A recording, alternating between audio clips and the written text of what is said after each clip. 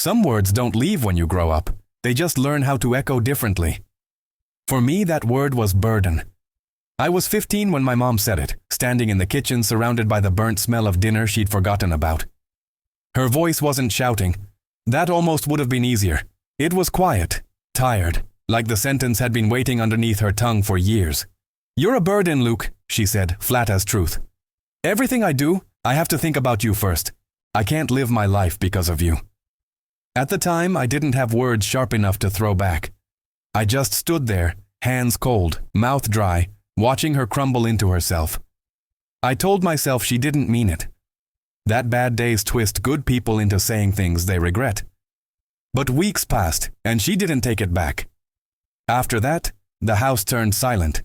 Not empty, just packed full of unspoken things.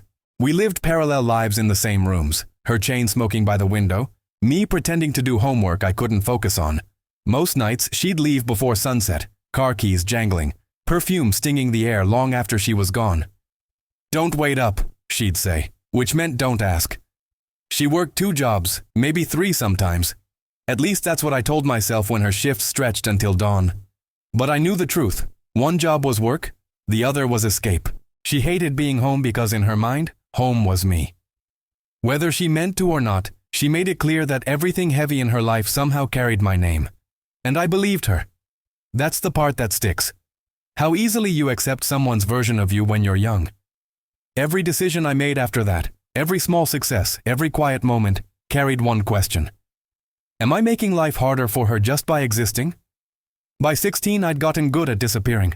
I learned how to fold into corners, how to close cabinet doors soundlessly, how to breathe quiet so she'd forget I was there. She'd come home, dump her purse, sigh deep enough to shake the walls, and I'd tiptoe past her like I was some unwanted thought in her head. Then one night, everything cracked. She came home early, eyes red, shaking, muttering something about bills and bad luck. I offered to help, just words, nothing heroic. But she turned on me fast. "You think you can fix this?" she spat. "You're the reason I can't fix anything." It was the same word, just sharper this time. A knife instead of a whisper. Burden. That night when she went to bed, I packed a small duffel bag, 2 shirts, some cash, a photo of us back when smiling came easier. I almost left. I sat on the back steps for an hour under a sky that looked too calm for how messily my heart was beating. But I didn't walk away. I went back inside, put my bag under the bed, and decided something instead. If I couldn't stop being a burden, maybe I could at least be useful. After that, I started studying harder, not for school but for survival. I learned how to fix things around the house, watched tutorials on broken appliances, figured out how to stretch groceries when her paychecks came late. She never asked me to. She just let it happen, too tired to notice that her kid was slowly turning into her caretaker. And I did it all quietly. Because everything quiet felt safer. I told myself that someday, if I could just carry enough of the weight, maybe she wouldn't see me as the thing breaking her back. But the truth was, I never wanted her to need me. Not like she eventually would. Because years later, when her world finally fell apart, when the same woman who called me a burden couldn't stand up without someone holding her, I'd become the only person left who could lift her. And that was the night I realized forgiveness isn't always a choice. Sometimes it's just what happens when the person who hurt you needs you more than anyone else. The weight didn't come all at once. It crept in like water under a door, slow enough that you didn't notice you were sinking until your feet hit the bottom. After that night in the kitchen, silence became our routine. She'd leave early, come back late, and in between I learned the language of absence. It wasn't spoken, it was felt. In the untouched plates of food I made for both of us, in the way her car would idle in the driveway for minutes before she finally came inside. I tried to make her life easier the only ways I knew how. I'd wake up before school and take out the trash she forgot, fix the leaky faucet, straighten bills she'd tossed on the table without looking. I didn't tell her when I skipped lunch so there'd be enough left over for dinner. She never noticed anyway. It wasn't about being a good son. It was about being less visible, less needy, less burden. At school, I learned to become the kind of kid teachers forget to call on, the kind who stays 2 steps behind their friends in photos so they can be cropped out, the kind who never volunteers because volunteering means eyes and eyes mean questions. One afternoon after gym class, my friend Evan looked at me as I stuffed an extra lunch sandwich in my backpack. "You saving that for later?" he asked. Yeah, I said. Always get hungry at night. He grinned. Man, my mom would never let me eat that late. Yours chill like that? I smiled back. Yeah, she's, cool about stuff. The lie came too easy. The truth would have made him look at me the way everyone looked at broken things. With pity. I went home that day and found her asleep on the couch, hair tangled, still wearing her work shirt. There were unopened letters scattered across the floor, the kind stamped with red ink that meant bad news. Her phone buzzed twice on the table, screen lit up with one word: overdue. I wanted to shake her awake. I wanted to tell her we could fix this together, but I remembered how she looked at me the last time I offered to help, like I was the problem, not the solution. So I just picked up the bills and quietly stacked them in order, memorizing numbers that shouldn't have belonged to a 15-year-old. That night she woke up hours later, sighed when she saw me still at the table and said, "Luke, go to bed. You're making me feel guilty." So I did. Because guilt felt dangerous in our house, the kind of thing that turned into glass when you tried to hold it. I got good at pretending I didn't hear her crying in the bathroom late at night, pretending I didn't know the extra shifts were nights spent at bars with people who said the right things until closing time, pretending I didn't notice that she avoided looking me in the eyes when she was sober. Then one morning, she was in the kitchen before me, a rare thing. She'd made coffee, though the pot looked burned. She didn't say good morning, just sat there staring at nothing for a long time before finally whispering, "You still here, huh?" "I live here," I said carefully. She exhaled, rubbing her temples. "Yeah, right." Then she said something that stuck to me for years. "One day you'll understand that sometimes love feels like a chain when you're not ready to carry it." I wanted to ask her if she meant me, but I didn't, because I already knew the answer. She left for work not long after, slamming the door behind her. That evening, I watched the sunset through the window she always left cracked open so the cigarette smoke could float out. The sky turned that river-colored orange that looked too warm for our cold house. I realized then that I didn't want her life. Whatever demons chased her, I wanted to learn how to outrun mine. That thought became a promise, a secret one. I studied harder, worked part-time at the local hardware store after school, not because I had dreams of fixing things for a living, but because I needed to prove, to her, maybe to myself, that I wasn't the disaster she thought I was. The owner, Mr. Grady, was old, patient, and never asked much. One night, as I wiped down the counter before closing, he pointed at me with a screwdriver and said, "You got a quiet way about you, kid. That's rare. Most people talk to fill the air. You save it for when it matters. Keep that." It was the nicest thing anyone had ever said to me. When I got home that night, she wasn't there. There was a note on the table that read, "Left early. Don't wait up." I folded it and put it in my notebook, right next to a list titled Things I Fix. At the bottom of that page, under leaky pipe and broken cabinet hinge, I added something new. Mom, 32, cracked but maybe fixable. I didn't know then how close I was to being right. Because 2 years later, the woman who once told me I was her greatest burden would need me in ways she'd never admit. And this time, there wouldn't be anyone else left to carry her. By 17, I'd almost convinced myself that I wasn't angry anymore. That the word burden had dulled with time, worn smooth like a stone turned over too many times in your hands. But the truth is, anger doesn't fade. It just learns how to whisper. Our lives had found a rhythm again, if you could call it that. We moved around each other like ghosts that rented the same space. She'd leave before dawn, come back after dark, and I'd fill the dead hours with school, work, and silence. I didn't ask where she went. She didn't ask if I ate. The house had changed too. Paint peeling on the corners, one bulb always flickering in the hallway. We lived inside a slow decay no one had the energy to stop. Still, I kept trying, patching small things, gluing pieces of us together with duct tape and denial. One evening, I came home from the hardware store to find the door unlocked. That alone wasn't strange. She often forgot things like that. But the lights were off. All of them. When I walked in, the air felt heavy, like the house itself was holding its breath. Her purse was on the counter. Cigarette still burning in the ashtray, smoke curling in thin rings toward the ceiling. "Mom?" No answer. I found her in the hallway, sitting on the floor with her back against the wall, hands shaking as she held a crumpled envelope. Her eyes were puffy and red. Not from crying exactly, but from being emptied out. What happened? I asked. She looked up at me with a strange, brittle smile. They let me go, she said. They said the store's downsizing. You know what that means, right? It means you'll find something else, I said automatically. Sure, she muttered. At my age, with my record. I hesitated. What record? She didn't answer, just laughed under her breath, bitter and quiet. You think I'm perfect, Luke? You think I just got unlucky? I didn't know what to say, because I didn't think she was perfect, just human, maybe too human. She stood, brushing past me toward the kitchen, where she poured herself something cheap into a chipped glass. I've made mistakes, she said, staring into the drink. The kind that don't wash off, no matter how hard you scrub. What kind of mistakes? The kind I told myself I was making for you. She took a long sip, voice cracking near the end. Funny, huh? I spent half my life trying to fix things for a kid I never thought wanted fixing. I swallowed hard, the old ache of guilt pressing behind my ribs. Mom, I didn't ask for…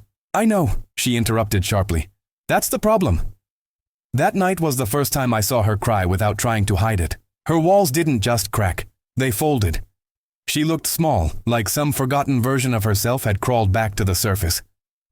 I've been angry at the wrong person, she whispered.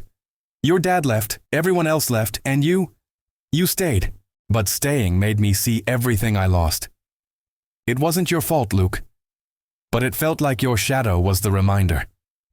Those words landed differently than burden.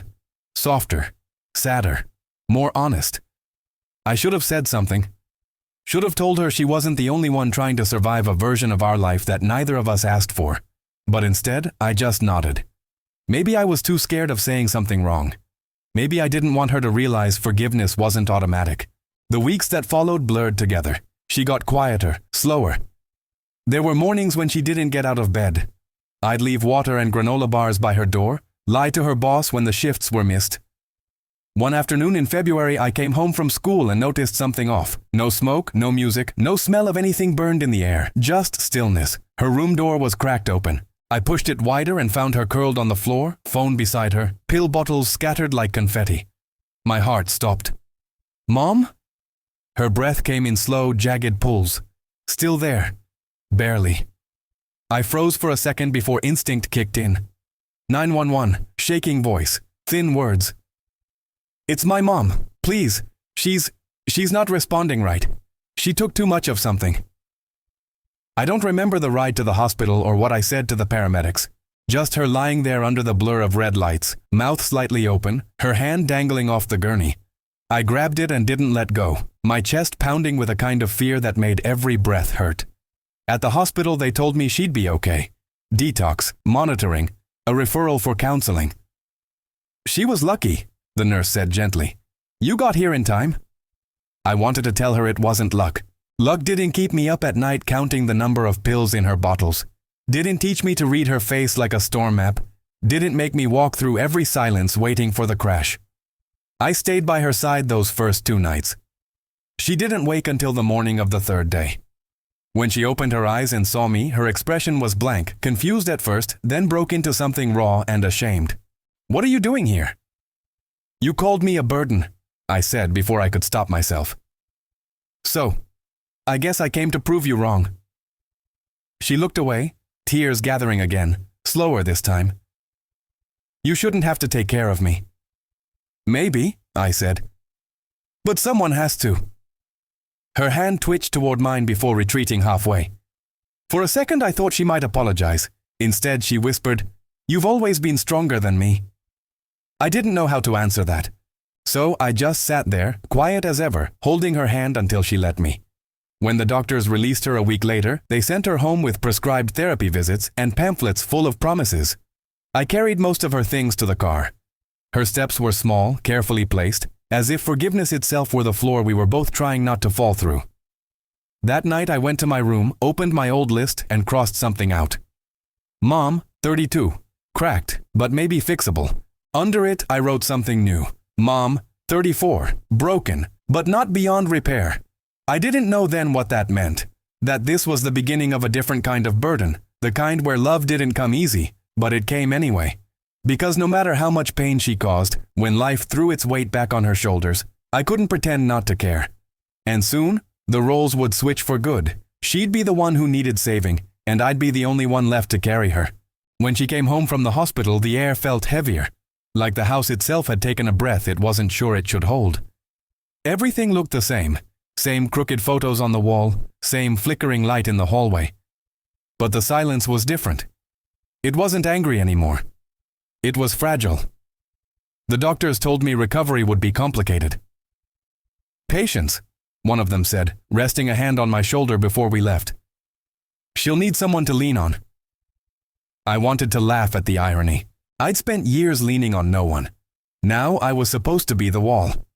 On her first morning back, I found her sitting at the kitchen table in her robe, fingers wrapped around a mug of coffee like she was trying to hold on to something warm. She looked smaller, shadows under her eyes where pride used to live. "I didn't think you'd still be here," she said quietly. I poured her another cup without answering. "I wouldn't blame you if you'd gone somewhere," she added. "I did," I said finally. "I just came back." She flinched a little, just enough to show she understood. Those first few weeks were vivid in a way trauma makes things vivid. Every little moment carved itself into my memory. Her trembling hands when she tried to cook again. The way she apologized too much for simple things. The way panic rose in me if she fell asleep too long. We both pretended it was casual, that I was just helping out. But we knew the truth. I had become her caretaker. The first time she tried to go back to work, she lasted 2 days. I found her sitting on the porch after the second shift, crying quietly, her purse dangling from one hand. "They looked at me like I might break," she whispered. "And maybe I would have." "It's okay," I told her, even though it wasn't. We needed the money, but we needed her alive more. I picked up extra hours at the store instead. She stopped arguing after that. Her therapy appointments came and went. Some weeks she talked about going, others she didn't leave her bed. I'd knock on her door, remind her gently, sometimes convince her by offering to drive. "You don't have to babysit me," she'd mutter. "Good thing I'm not," I'd say.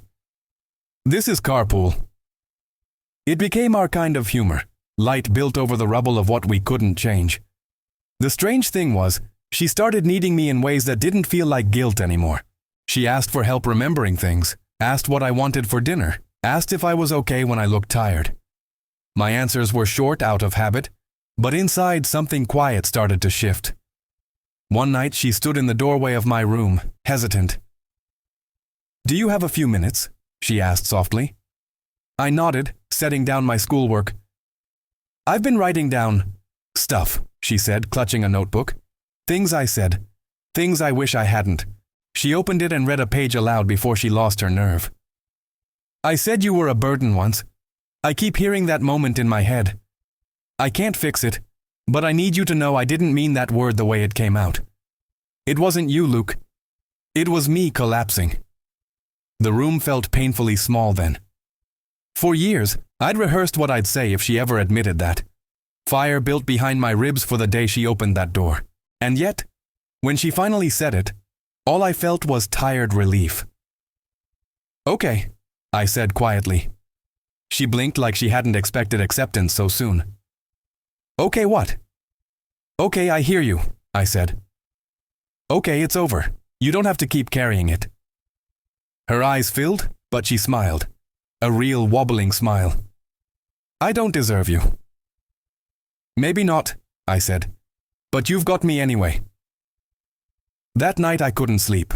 Her words kept repeating in my head, flipping that sentence over and over like I was examining a scar I hadn't realized had started healing. A burden. She wasn't wrong back then, at least not about the word's root. I was weight, but I wasn't a chain around her neck anymore. I had become something else, the anchor keeping the both of us from slipping completely under. Months went by. The house started changing slowly as if it understood we were ready. The dishes stayed clean. The hallway light got fixed. She started cooking again. Real meals this time, not just cheap microwave boxes. And every now and then she'd hum while she worked. The first time she laughed, really laughed, it startled me. She'd spilled flour everywhere while trying to make pancakes, her face covered in dust. When I pointed it out, she threw some back at me, grinning wide. For a second, we weren't mother and son clawing through years of hurt. We were just two people figuring out how to breathe the same air again without choking on it. It's easy to pretend life moved forward smoothly after that, like some miracle stitched everything together. But the truth is messier. Some days she drifted back into that fog where nothing seemed worth doing. Some days I had no patience left. Yet somehow we kept showing up anyway. That's what real healing looks like, not the sudden light, but the decision to step into the dark again and again until it's less terrifying. By my 19th birthday, she'd been clean for nearly a year. We didn't throw a party. We didn't need one. She just made me a cake, small and simple. When she lit the candle, she said quietly, "I spent half your life wishing I could start over. So, consider this my second chance." I looked at her, unsure whether to say thank you or you're welcome. I ended up saying neither. I just blew out the candle. The wax dripped down onto the frosting, curling into small rivers. She laughed. I smiled. For once, it didn't feel like surviving. It felt like living. But in the back of my mind, I knew nothing lasts forever. I'd spent too many years waiting for things to fall apart to believe we were truly safe. And I was right, because soon enough, life reminded me that second chances don't mean final ones. It came quietly, like most storms do. One morning, one call, one new kind of weight landing on me before I even had time to brace for it. It started with small things. Everything always does. A missed call here. A forgotten pot burning on the stove. The kind of mistakes people your age shrug off as stress, but which meant more when they came from her. By then, I was 23, working nights at the local clinic while finishing my degree. Mom was stable, or at least that's what I wanted to believe. We'd built something like peace after years of holding our breath. She took her meds, went to her therapy appointments, even laughed easily now, a sound that still startled me if I wasn't paying attention. But one evening during one of my rare nights off, I came home to find the front door open. Inside, the lights were on, her television flashing static. A half cup of coffee sat cold on the counter. She was sitting on the couch, staring blankly, eyes unfocused. "Mom?" It took her a second to look up. "Hey, honey," she said, voice distant. It reminded me too much of the nights before the hospital, the way she used to float through sentences like they were stairs she couldn't see. I knelt beside her. "Did you take your meds today?" Her brow furrowed. "I think so." "Maybe?" "I don't know, Luke. I've been so tired lately." When I checked the bottle on the table, it was still sealed. Refills from 2 weeks earlier. That was the first wave of the relapse. Physical this time, not just mental. The doctor said it could be nerve damage, stress, maybe something deeper. I didn't care what word they used. All I heard was degenerative. And all I could think was, not again. Within months, her steps slowed. Her speech slipped now and then, her hands shaking enough that I started pouring her coffee myself before work. She'd stay home reading the same page 3-4 times, then laugh it off when I caught her. "Getting old's a pain," she'd say, though there was fear behind the joke. One night, when she dropped a glass and didn't even flinch at the crash, I knew denial wasn't an option anymore. The hospital visits started piling up again, tests, evaluations, whispers of early-onset neurological damage. Some kind of mix between scar tissue and fatigue, the doctors said. I didn't fully understand, only that I could see the same helplessness in their eyes that I'd once seen in hers. "You might need to consider assisted care soon," one specialist told me softly after an appointment. "It's a lot for one person." He didn't understand that being the one person was my whole life. There was never anyone else. So I took the night shifts, moved her bed closer to the kitchen, set alarms on my phone for her medication. I planned every day around her. Again, except this time I didn't feel like a burden. I felt like purpose. There's a difference between obligation and choice, and maybe that's what saved me. Back then, I wasn't trying to prove anything. I just wanted her safe. Some nights, when she was lucid, she'd look at me and whisper, "I'm sorry you got stuck with me." Every time, I'd answer the same way. "You didn't stick me with anything. I decided to stay." Still, the guilt in her eyes never faded. She didn't like being dependent. I could see it gnawing at her, the same resentment I used to carry when the roles were reversed. One evening when I came home late from work, I found her sitting by the open window, staring out at nothing. I heard them on the news, she said quietly. Heard who? People talking about caregivers, about sons like you who gave up everything for their parents. I sighed. That's not giving up, Mom, it's what a burden looks like in reverse, she finished softly. The words hit different this time. They didn't sting, they just hung there, heavy and familiar. That's not what you are, I said. She reached for my hand, her fingers colder than I expected. And it's not what you were either, she whispered. I just took too long to see it. Her apology didn't feel like a sentence. It felt like a door creaking open after years of rust. That night, while helping her to bed, I realized something that stayed with me long after. I wasn't saving her out of forgiveness anymore. I was saving us. Both versions of who we'd been, trying to leave something behind that wasn't just pain. Some nights she'd slip into memories mid-conversation, calling me by her brother's name or asking when Dad would get home. I'd play along sometimes. It was easier, for her and for me. But now and then, when the fog cleared, she'd squeeze my hand and whisper, Luke, you're still here. And every time I'd answer the way I always had. I'm not going anywhere. What I didn't realize was that someday soon I'd have to. Not by choice, but by what time does. The slow waiting the universe calls mercy. It's strange how the roles we play end up repeating, like echoes of promises we never meant to keep. She once told me love was a chain when you weren't ready to carry it. But I'd learned something she never did. If you choose to carry that weight, it doesn't break you. It just makes you strong enough to hold someone one last time when everything else starts to fall away. And by the time her final night came, I was ready. It was raining the day everything ended, soft and steady. The kind of rain that doesn't rush or sting. It just exists, constant, quiet, patient. She'd been sleeping most of the week, drifting in and out of small moments. Some days she'd open her eyes and smile at me like we were already halfway through a conversation. Other days, she just breathed. The hospice nurse said it wouldn't be long. They always said it like that, gently detached, like endings were just another routine. But you can't rehearse this kind of goodbye. No one teaches you what to do when the person who built your world is slowly fading from it. I sat in the chair by her bed, the same one I dragged into her room months earlier, when standing too long had become too painful for her. The television hummed low in the background, playing some nature show neither of us were watching. Her hand was cold in mine. That bothered me. Not because of what it meant, but because I'd spent my whole life making sure she wasn't left in the cold. When her breathing stuttered, I leaned close and said the only thing that ever mattered. I'm here, Mom. You can rest. Her lips parted slightly, a small sound slipping through. Still. Here, she whispered. The words barely formed. I smiled through the ache in my throat. Always. For a second I thought she was gone.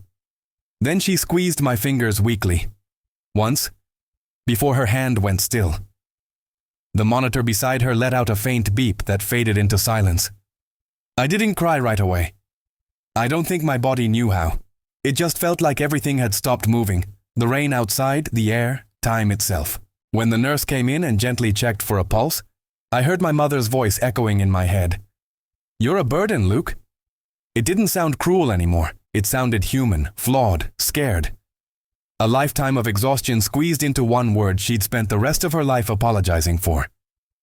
I realized then that forgiveness wasn't something I had to give her that day.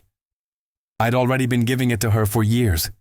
Every cup of coffee, every ride to therapy, every night I sat awake making sure she made it to morning. I stood there for a long time after they took her. The nurse cleared the bedside table, handing me the notebook she'd always kept near her chair. Inside were lists of reminders, short prayers, names of doctors, and notes written to me. Dozens of them. One page stopped me cold. The handwriting was shaky, but the words were hers. He saved me when he shouldn't have had to. He carried me through everything I dropped. He's not a burden. He's the proof that love never breaks, even when people do. That was all I needed to read. I closed the notebook, walked outside, and let the rain find my face. It wasn't grief I felt. Not exactly. It was release. Years of holding my breath finally exhaled into the open air. People talk about closure like it's neat, like it arrives wrapped in peace. But sometimes it's just standing alone on a rainy morning, realizing that the version of you who once needed her no longer does. Because she was gone, yes, but not absent. She existed in every quiet choice I made, in every person I'd help after her, in every patient who reminded me of her strength and her fear. At her funeral, only a handful of people came. A few neighbors, one old co-worker, the hospice nurse. They all said the same things. She had a hard life. She was complicated. You were a good son. I didn't correct them. Complicated was right. So was good. But we were more than that. We were two broken parts of the same story that somehow found their way back together. After they lowered the casket and the crowd thinned, I stayed behind, kneeling in the damp grass. The rain had slowed to a drizzle. The air smelled clean. "I forgive you," I said softly. Then, after a long pause, "And I forgive myself too." The wind stirred, bending the flowers on her grave. I wanted to believe that meant something, that maybe she'd heard me. When I stood, I didn't feel empty. I felt lighter, like all the years I'd spent carrying her had finally shifted into something else. Not weight, not guilt, but shape. Purpose. On my way out, I looked up. The clouds had started to break open, sunlight threading through like quiet gold. I knew it was just weather, but it didn't matter. For the first time, it looked like the day was trying to start over again. I walked home without rushing, without regret, without burden. Just a son who'd finally learned that love, even when broken, doesn't disappear. It changes form and waits for you to notice it. And as I reached my front steps, I caught myself whispering the same words she'd said the last time she was really here. "I'm still here." This time it wasn't a promise to her. It was a promise to me.